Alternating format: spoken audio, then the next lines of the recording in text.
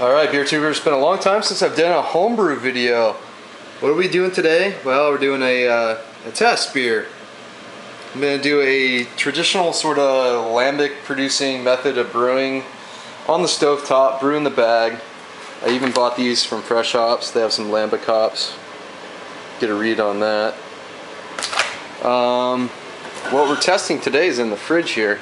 These are about to go bad pretty soon, but let's get that focus there. Brettanomyces and and the Brettanomyces. So I'm going to be using those. We're doing stovetop brew in the bag. I haven't done this in a long time, brew in the bag method, but I'm stirring a lot. Look how thick that is. That's how you start off these mashes. Barely any water per pound of grain. And you just kind of wet it at low temps. I've been hovering around 115 degrees. And I'm about to do my next step, which I'll show you kind of what I'm loosely following. I'm not going to follow this exactly, but this book, Wild Brews, they have the turbid mass schedule. So that's what I'm going to approximate today, which is really crazy. It's brewing this type of beer is basically everything you don't want to do on a normal beer. So we'll see how it goes. Like I said, this is a big time experiment. Never done it before, and I think I'm getting ready for my next water addition of a couple quarts. Bump up the temperature on this one, and I don't know how much I'll check back through the brew day, but I'll try to film as much as I can. I'm just brewing by myself today. Alright, so I added more water in there, a few more quarts. Gets a lot more soupy now. I have, let's see, I think it's about 4 quarts boiling up over here. That's going to be the next addition. Before that, I'm actually going to run off some of this liquid over into the brew kettle or boil kettle.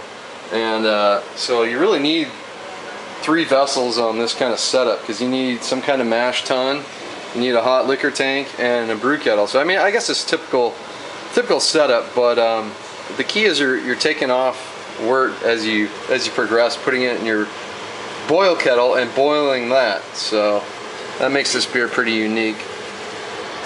Alright guys, remember when I was saying that this is unlike any brewing? Look what I just pulled off. This is my first runnings that I'm pulling off. I mean, that looks like dirty milk. I mean, it's like a yellow tinged milk. I don't know how well that's showing up on water or on the camera, but that's going to go down here, and we're actually going to be boiling that, which is pretty crazy. So I have to take off another running of that, and we'll get that boiling. Alright, so this is what the setup looks like right now. Mash tun here. Got a smaller pot boiling up 4 more quarts of water there. And then the boil kettle, which I'm going to start boiling up that milky, crazy runnings I took off as it fogs up the camera.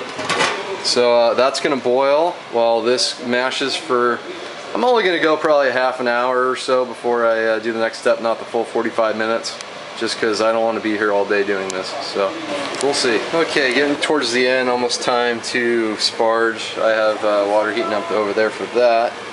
And because just the way the method is, I basically have this almost at a boil right now. It's just kind of right around a boil. Just kind of preheat it and just fogged everything up. So anyway, it's kind of where I'm at, and I just, if this would stop, using half an ounce of hops. That's it. 2-hour boil. These don't smell cheesy or anything. They smell really kind of herbal and earthy.